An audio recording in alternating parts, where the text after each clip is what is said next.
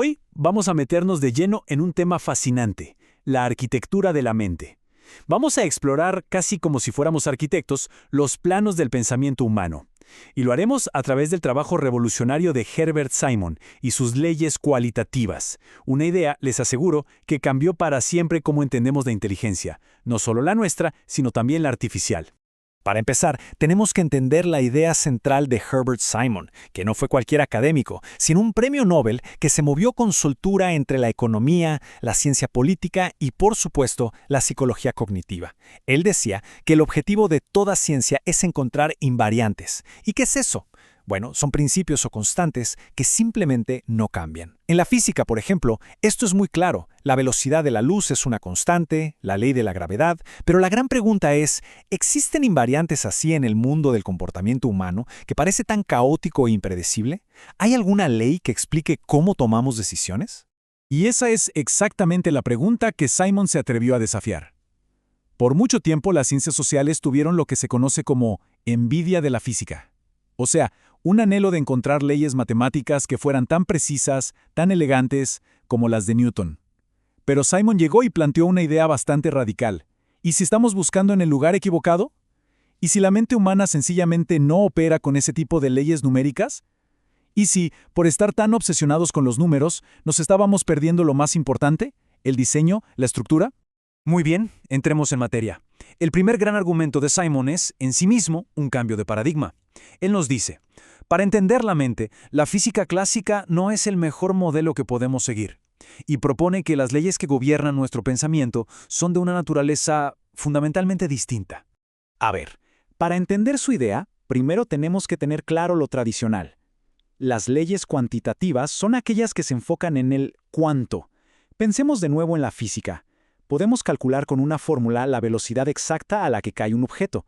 Estas leyes nos dan números, nos dan predicciones precisas, medibles, son, digamos, el lenguaje tradicional de la ciencia lura. Y aquí es donde Simon introduce el giro.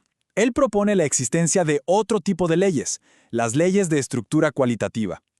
Y estas no se preguntan cuánto, sino cómo está construido. A ver, imaginen un motor.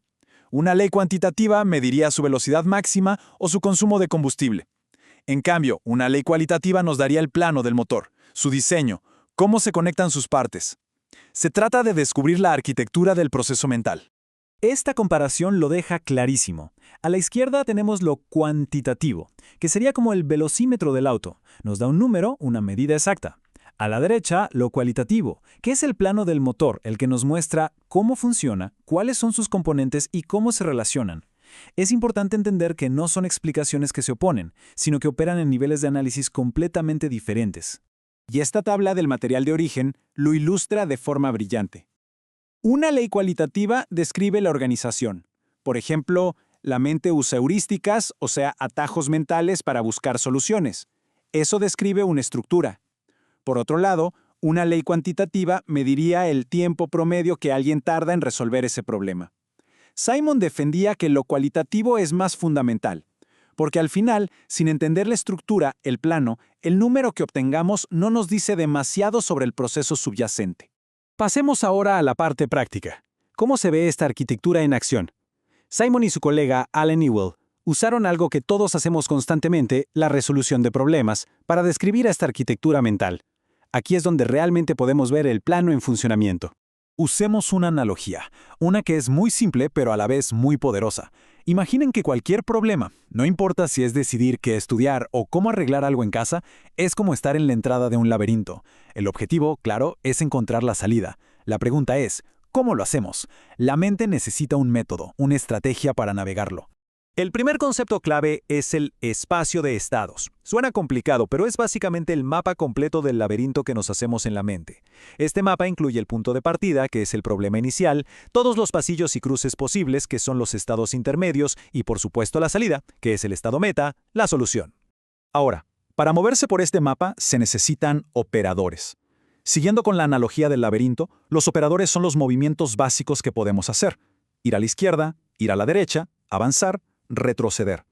Si el problema fuera más complejo, como planificar un viaje, los operadores serían cosas como comprar un pasaje de avión, reservar un hotel, buscar una ruta en coche.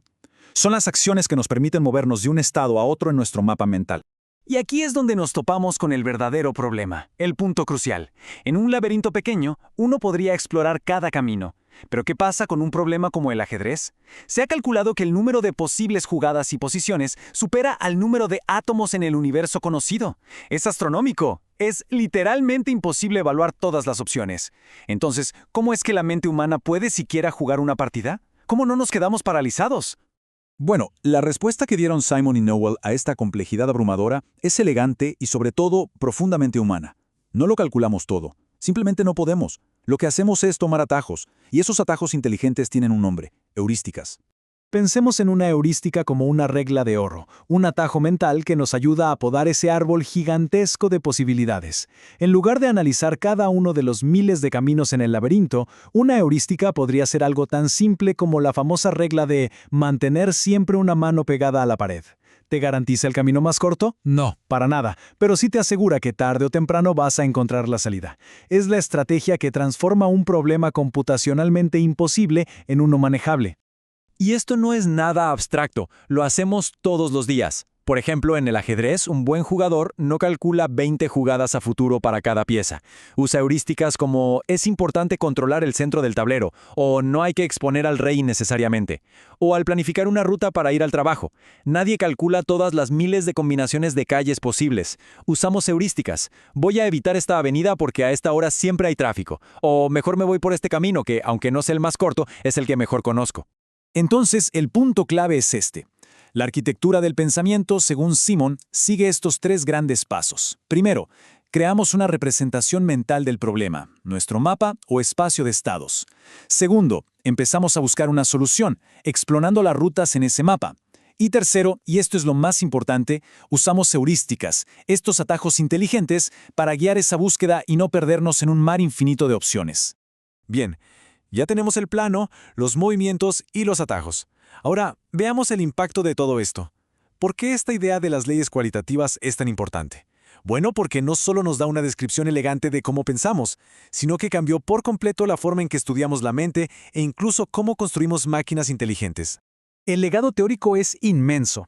En primer lugar, esta idea fue una pieza clave en la revolución cognitiva, porque propuso que la mente podía ser estudiada como un sistema que procesa información, como una computadora. En segundo lugar, nos dio un lenguaje para describir procesos mentales súper complejos, como el razonamiento o la creatividad, sin necesidad de tener ecuaciones matemáticas exactas para todo. Y en tercer lugar, y esto es fundamental, no fue solo una teoría abstracta. Simon y Newell la pusieron a prueba. La implementaron en un programa de computadora llamado General Problem Solver, que fue uno de los primeros programas de inteligencia artificial, y demostraron que una máquina podía resolver problemas usando la misma arquitectura cualitativa que, según ellos, usamos los humanos. Esta frase para mí resume perfectamente toda la filosofía de Simon. Para él, la clave para entender el pensamiento no estaba en medir cuánto tardamos en pensar o cuán precisos somos. La clave estaba en descubrir el software que corre en nuestro cerebro, las reglas, la estructura, esa arquitectura invisible que guía cada uno de nuestros pensamientos. Y para terminar, nos queda una pregunta abierta. Si la mente opera con esta arquitectura, ¿qué planos invisibles y qué atajos mentales guían nuestras decisiones de todos los días? Desde algo tan simple como elegir qué café tomar, hasta algo tan complejo como trazar un plan de vida. Constantemente estamos navegando laberintos. Y quizá el mayor descubrimiento de Simon es que, para entendernos, no necesitamos una fórmula matemática, sino un plano.